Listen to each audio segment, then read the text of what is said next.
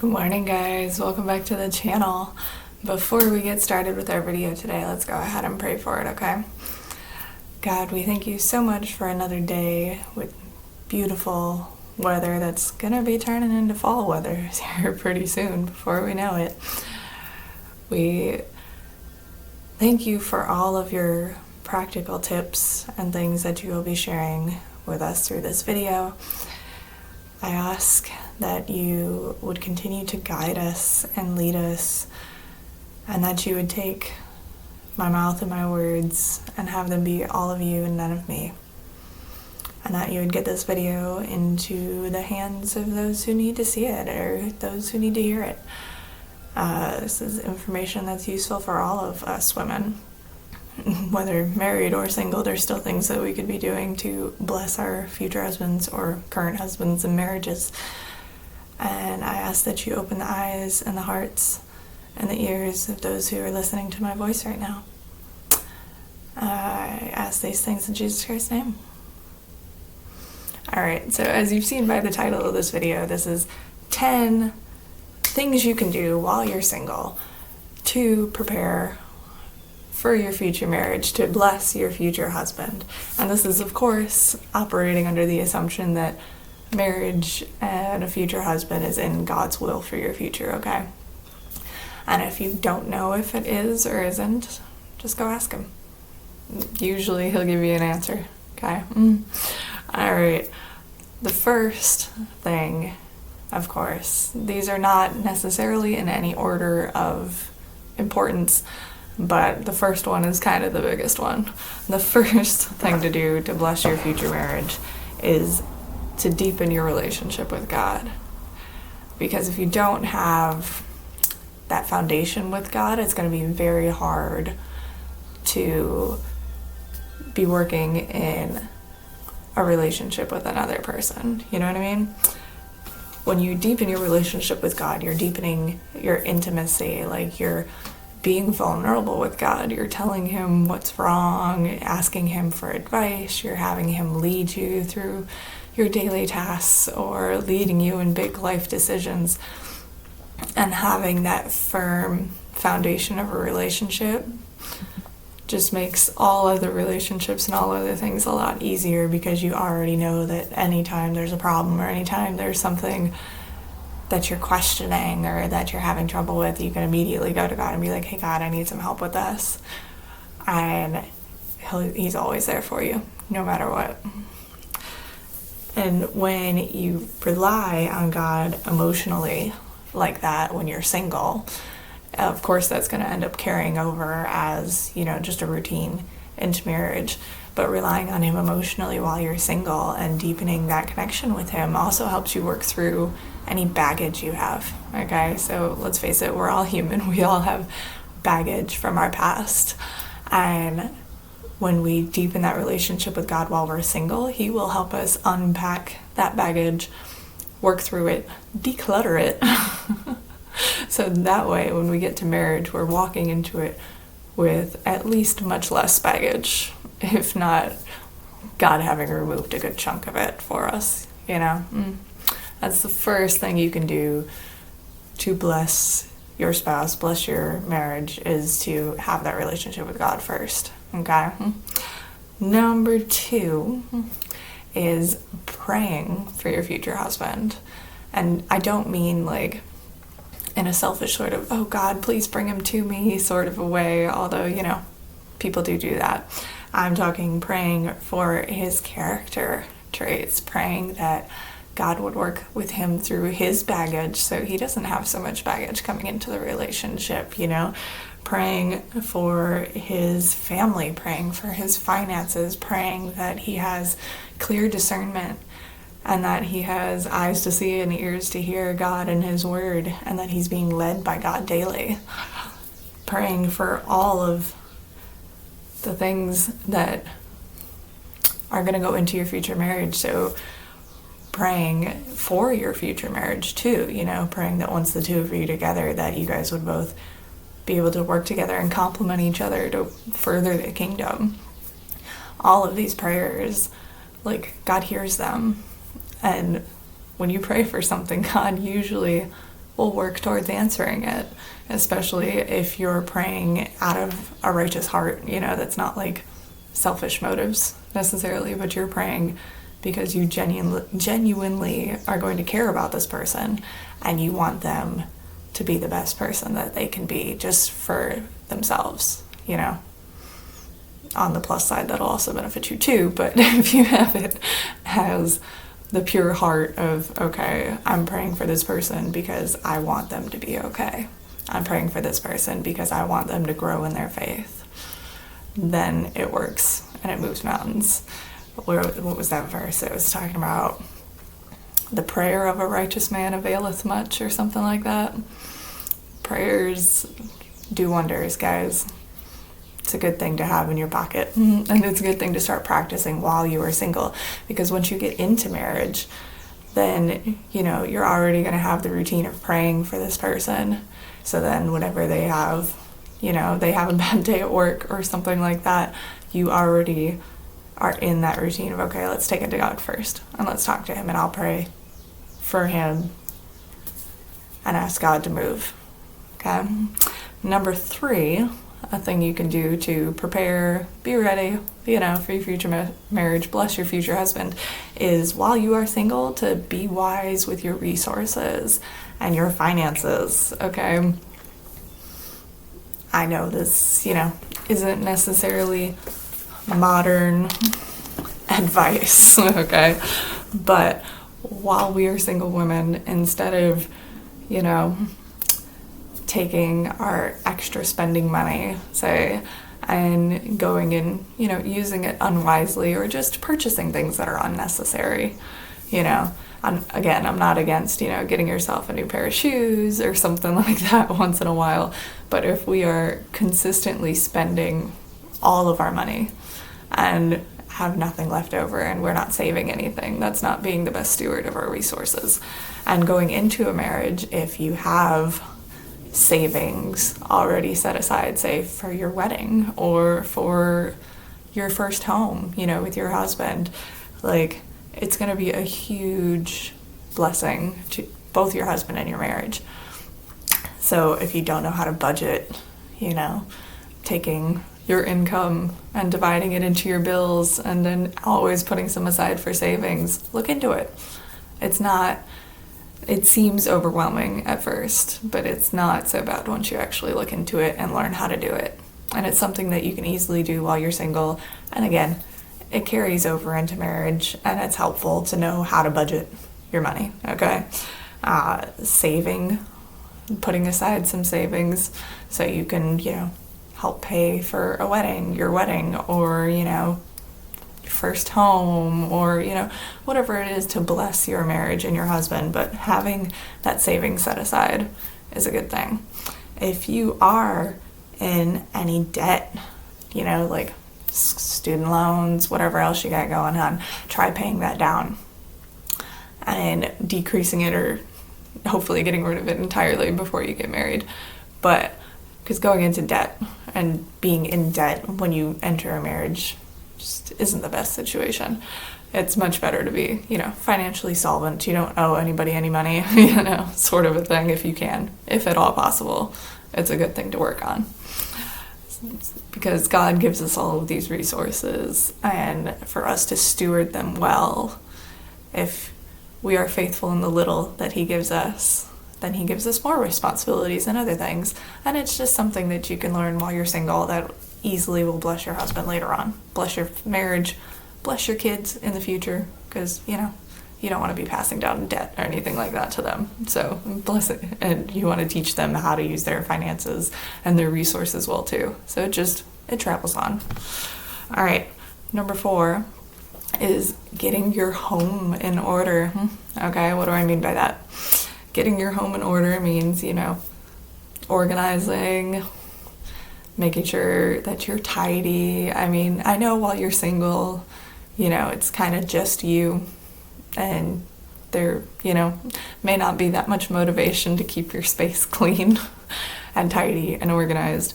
But when you end up combining your life with another person's, it's going to be much easier if you're already in the habit of being tidy, like making your bed in the morning, and just having things organized and in their homes and in their places. And if you've already, done decluttering, it's always a good thing. I don't know how we as humans accumulate so much stuff. Even when I don't mean to accumulate a lot of stuff, it just tends to pile up. I mean, I go through and declutter my stuff probably about every 6 months, just to be like, oh, is there anything that I haven't used that is just taking up space that isn't really useful for me anymore? And you get rid of it, donate it, whatever. Okay? Besides that, starting, basic cleanliness, tidiness, starting routines.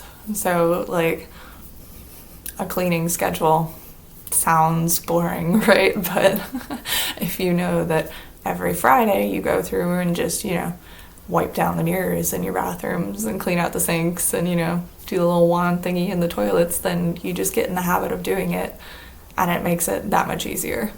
Especially if you take those chores and, like, divvy them up day by day. So it's not like you're having to clean your entire house before somebody comes over to visit you. Like that mad 2 hours before they show up last minute rush.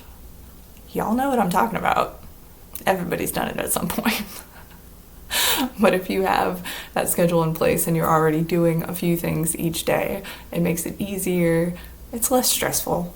It's just a good habits and routines to get into. Like, for a routine, which day of the week you go grocery shopping, or which day of the week you're going to run all your errands and do your chores on, having those routines in place. Again, it's just beneficial later on as well. All right, where are we at? Number 5. We're halfway through, guys. All right, number 5 is getting yourself in order. And by that, I mean your physical body, okay? Taking care of yourself. And that may mean learning how to eat healthier, okay? Getting more fruits and veggies in your diet. Because let's face it, we all want to live a nice, long life. We all want healthy partners, in our lives. We want someone, if you expect your future husband, to eat right, exercise, he's obviously going to, then if he's that type of person, he's going to be looking for a wife who is doing the same things, okay? So, eating healthy, getting into exercising, and I'm not talking about, like, you have to go lift weights at the gym. Like, even if you just take a daily walk around your neighborhood, it's a good routine to start, and it just helps with your bodies, because God made our bodies into his temple, right? So our bodies, we're supposed to take care of them because God lives in us, and I'm sure he wants, a healthy body to be living in with us. So we take care of it by eating right, exercising, and not just exercising for the sake of, I want to be skinny, but exercising to strengthen your muscles, to strengthen them so you have the strength to do all the daily tasks that God has you doing, whether it's lifting buckets of laundry or having a little kid on your hip, as you're raising toddlers, or whatever it might be. Having our bodies strengthened, personal hygiene, like getting into a routine of taking care of your hair, your nails, making sure you scrub those extra scaly bits off the bottom of your feet, and stuff like that. Just getting into the routine of taking care of yourself, trying to look presentable. It's going to bless your future husband. It's going to bless your future marriage. Instead of, being in pajamas all day long, as a lot of people are working from home, actually taking it a step up and putting on an actual outfit, getting dressed every day, you know what I mean? And a part of that too is smelling good, Let's face it, you're not going to want to be sitting next to a guy if he smells questionable. And he also is going to want to sit next to you if you smell good.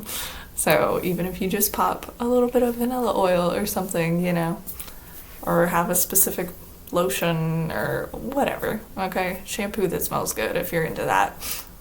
Smelling good's part of that too. And that's the whole reciprocating thing, because if you picture your future husband, or what you imagine your future husband would look like, or the qualities that he would have physically in your head. You're going to be wanting someone who's taking care of themselves, who has good personal hygiene, who exercises, at least occasionally, who takes care of their appearance and looks nice. And if that is what we are expecting as women, we also need to be doing that ourselves, because it's just reciprocating what we want. If we want that type of person, that person's going to want a type of person like them, I'm not saying go out, lose 100 pounds, get yourself, to this skinny, and you have to have a boob job or something. Like, to each their own. I'm just talking basic taking care of yourself, okay? Easy peasy. Number 6 on how to bless your future husband in marriage is learning some new skills, okay? And the first one, which, again, old school, but it's tried and true. If you don't know how to cook, and I'm not saying you have to be like Martha Stewart in the kitchen, okay? But if you don't know how to make a couple of basic meals, it's time to learn while you're single. You got the time, you got the extra time and energy. Instead of going out for the night or going out to eat, pull a recipe off of online or out of a cookbook and try and make it, okay? And the more you practice at cooking, the better you're going to get. It's not something that, you're great at overnight, okay? It's something that takes a little bit of time. It takes some energy, but your man is gonna love it, okay? And even if you are not the type of person who really enjoys cooking, okay, who knows? Maybe your husband is going to love cooking and wants to be in the kitchen all the time. But in order to bless him, what if he's sick or isn't feeling well a day, or just comes home and has had a really bad day at work and doesn't feel like cooking? An easy way for you to bless him would be to have, just like a little handful of meals that you know how to do, and to be able to pull one out, say if he's sick or not feeling well, and take that on for him. It's a good skill to learn. Besides that, some other random skills. Again, these are no particular order. God may lead you to some and not to others, whatever your situation may be, okay? Basic sewing, like knowing how to sew a button back on or fix a thread that's coming loose, it just makes the life of your clothes last longer. Gardening would be a good one to learn, to be able to grow, berries or herbs or something like that. Nutrition and herbalism, if you get into that, there's a lot of things where instead of, getting antibiotics and all these things from the doctors, there are a lot of easy home remedies that you could do that cost a lot less and are just as, if not more effective, to be honest with you. Let's see. Basic home repairs, okay? Like, if you know how to caulk or how to, hammer and nails, use a hammer and nails to fix a few things, how to put a door handle back on, how to switch an electrical outlet, just little things that, as if you do end up in a home with your future husband, there are going to be things that break down, there are going to be things that need fixing. So just adding these little skills in will help you in the future if you know how to do them now. Along the same sort of lines, how to change a tire, okay? Basic stuff. I know in this day and age you can just call AAA or whatever, or call a tow truck, but it's really not that hard to get down and change a tire yourself, especially if your car comes with a spare tire. It's one of those things for safety, just to know how to do, because you may be driving alone sometime and not have your husband with you or somebody with you, or your phone might die, just knowing how to do it. Stuff like that. Looking into learning things about childcare and child rearing. If you want to have a family in the future, now while you're single and you have the spare time to look up stuff and to read books on child rearing and on the developmental stages of children, now would be the time to do that, because you have the extra time to do it. Once you're pregnant or already had your kid, there's much less time to be reading those things and learning about those things. So while you're single is a good time to fit some of those extra bits in, okay?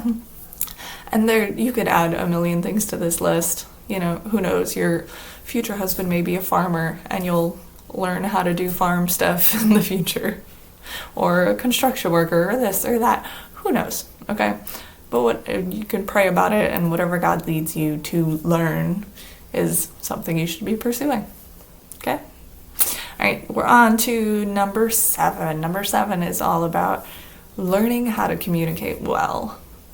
So there's a lot of people, myself included, who grew up in environments where communication wasn't very healthy. It wasn't done very well.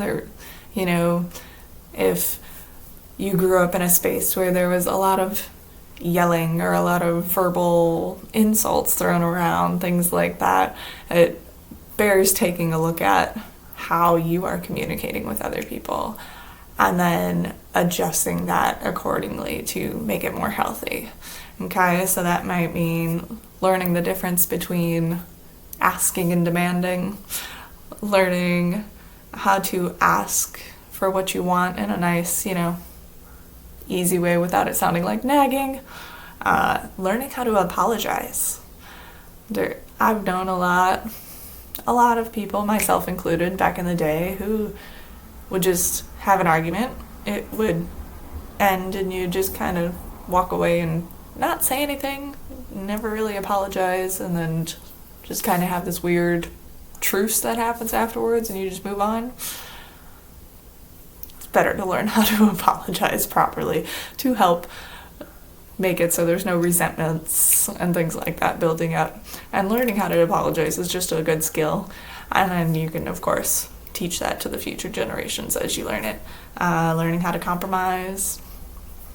You're going to be having 2 separate people, you and your husband, who both have grown up differently, have had different biases, different lifestyles, and you're going to be trying to mesh those 2 lives together. Okay, and now that is bound to have headbutting happen, having conflict, and learning how to compromise is going to be a big help in those situations. Being gracious in submission, okay? So it's not the most popular topic to be talking about, but in the Bible it does call wives to submit to their husbands. Now, that does not mean that you are a doormat. That does not mean that you let him abuse you. This is very much you guys both are equal, okay? If there's an issue you guys are both on different sides of the fence about, you guys talk it out, both state your opinions, but at the end of the day, your husband is going to make the final decision, and you need to be gracious about it, even if you think that decision is wrong, even if you think that decision is just going to end up horribly bad. Just being gracious and knowing that God's got you, okay? Whether or not your husband makes a good decision, God's got you, okay? So just being gracious in that. And along with that, encouraging the positive traits you see in other people, because being encouraging to your husband is just going to be something that will help your marriage. So learning how to encourage other people, being supportive, instead of critical. And you can practice these things while you're single on family members. You can practice them on your friends, just being aware of the scenarios you're in. Like if a friend comes to you and is talking about this life decision they're thinking about making, you can practice being encouraging and being supportive, and just being uplifting for them. And it's a good mindset to get into, especially while you're single, because then you got plenty of time to practice before, God puts you with your future husband. All right, where are we at? We are on number 8. Okay. Number 8 is researching healthy marriages and what they look like. Because in this day and age, let's face it, most of us have come from divorced families or families where the relationships weren't really good. or, there were toxic influences, or you were raised by a single parent, or this or this or that. And so having those examples for healthy marriages, like, there aren't that many people that have had those examples in their lives. And if you have, you are incredibly blessed, okay? It's great. Observe those marriages and see what they do right and take those lessons to heart, okay? But if you haven't had all of those examples, a good way to do it is to start by looking in the Bible and see what God says that marriage is supposed to be and what it's like, and looking at the different examples in the Bible, because the Bible is kind of cool. It records the good things that people did and the not so good things that people did. So you can look at some of these marriages, like Abraham and Sarah, Isaac and Rebecca, and see what they did right and kind of the things where they might have went wrong. And you can observe through the stories and learn and be like, okay, maybe I'll do this way, or I'll learn this lesson from this. So I would start with the Bible, of course, to see what God's intentions for marriage were. And then you can always go and find books at the library, specifically ones from a Christian perspective usually are more helpful, although I have found some help and some good things in other secular sort of books, but ones from a Christian perspective usually have the best advice. And you can go and find couples okay? So, like, if you know of a couple at your church who their marriage looks like it's really solid, okay, ask to hang out with them, or just ask if you can ask them questions, to learn more about what their marriage looks like and how they approach things. I mean, there are so many different avenues of ways we can learn about these things, and it's best to learn about these things before you're thrown into the deep end of the pool and you have to sink or swim, Let's see, what else we got?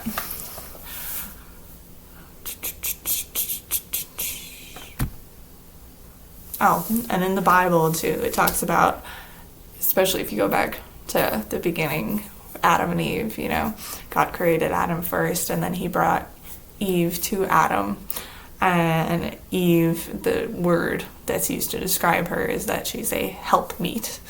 And I think the Greek word was ezer for that. Don't quote me. But what it was this word in the Old Testament is only used to talk about how God helps humans, God helps us. And the only time, I think it's the only time that it's actually used as a description for a person is when he says Eve is being made to help Adam. Okay? So a lot of people look down on women's roles, especially in Christianity, being like, oh, well, women's supposed to be, barefoot and pregnant and at home, and that's so horrible, like she has no freedom or whatever. But when you actually look at it, God's given us as women a really high calling. We are to help our husbands in the same sort of way that God helps humanity, okay? We are to be a physical representation of how God helps us. So we are to help, and we are called to help specifically our own husbands, when we get married, of course. Now, does that mean you can't go ahead and serve and help other people, your family, all that stuff? Yeah, you totally can while you're single. But when you get married, your main role is to help him in his purpose, help him in running his home, help him in, raising kids, helping him doing all the things. And if you go ahead and research, what that looks like, research what that all means. If the word submission makes you cringe on the inside, you might want to go research what God says about that, because it'll help you change your mindset and not feel like, all rebellious against it. Where was I? Sorry, guys. Gotta check the notes. Alright, we're moving on to number 9. Besides, looking up healthy marriages, researching, getting all your information, a big thing, because wives are called to, help their husbands and be submissive to their husbands, another thing we can practice while being single is being flexible. Being open to new things, being open to new ideas, being open to new changes. When you get married, of course, again, like I said, two separate individuals that are coming together to push their lives together and make one life out of two separate single lives. And so you're going to be taking all of your preferences and you're going to have to now consider the other person's preferences. So you may be used to being the one in charge and holding the remote control all the time, but now you're going to have to be like, okay, I'm going to be flexible and I will let this person use the remote and pick what we're going to watch, even if it's something that I don't really like watching, you know? Just being flexible, being gracious and being flexible, not having to have your own way all the time, and learning how to put others' needs before your own in that and being considerate. You know, your husband may say, oh, I want to go on vacation here this year, and you guys only have enough budget for one vacation, okay, but you really want to go here. But he's determined, he's like, this is where I'd like to go.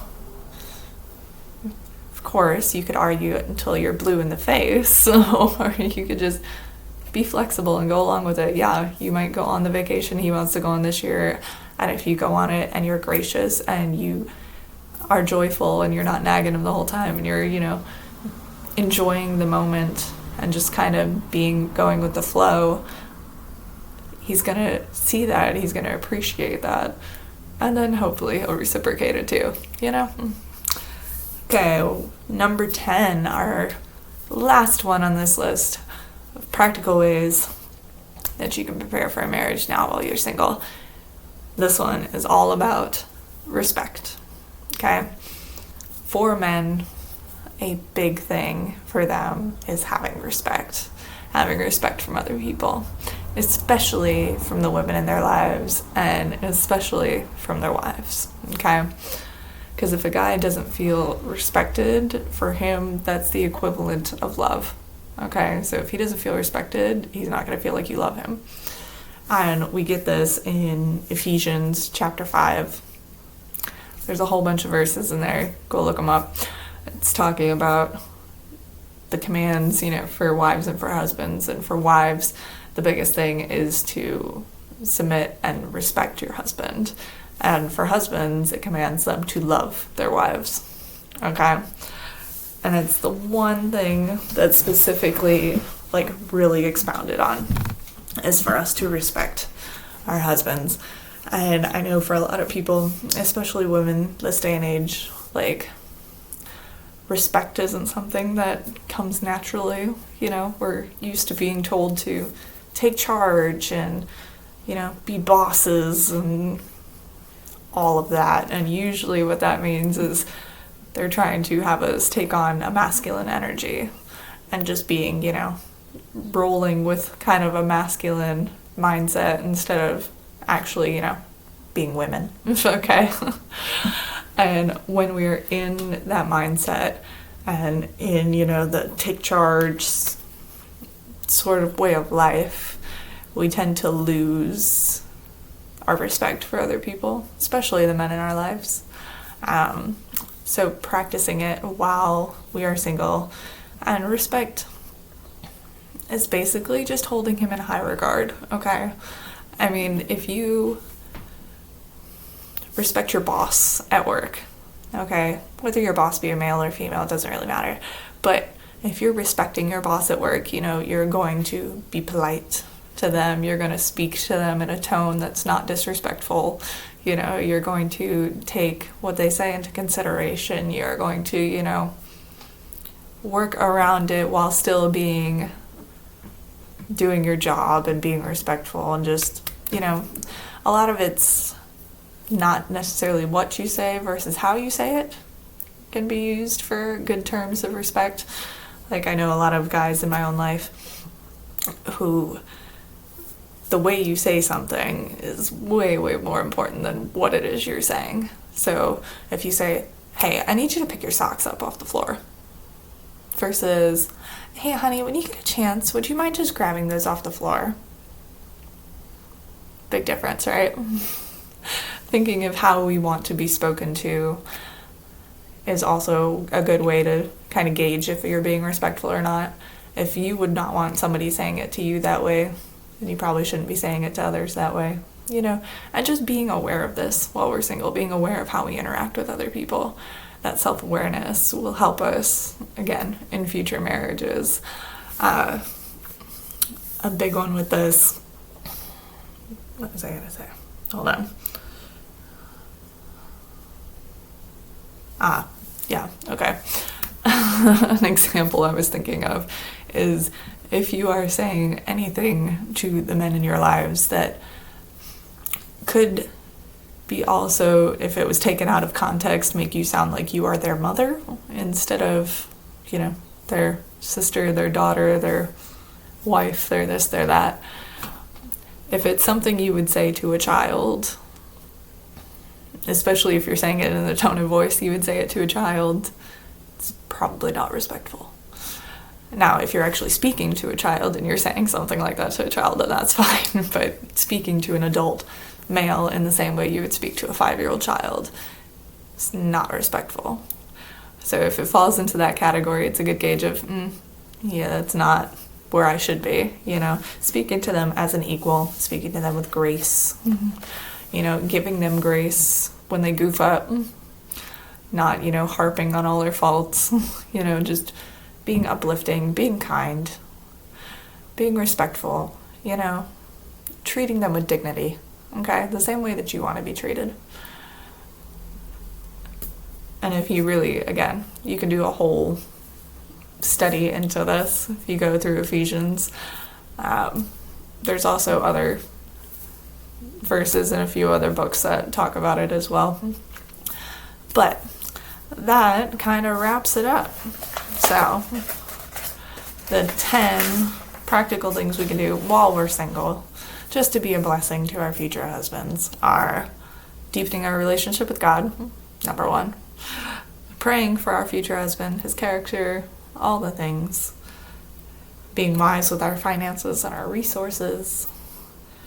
Getting our homes in order, getting ourselves in order. Learning some new skills. Learning how to communicate well. Researching healthy marriages just so we have a perspective on things. Being flexible. And practicing respect. Okay? I hope this video has blessed you in some way and maybe given you something to work on. I know, again, I'm preaching to myself the same way I'm talking to you guys here. There are things on this list that I'm working on too, okay? Right, I hope you guys have a fabulous week.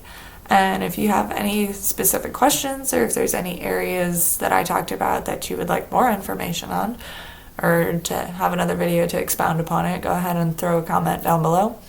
Like and subscribe. Talk to you guys later.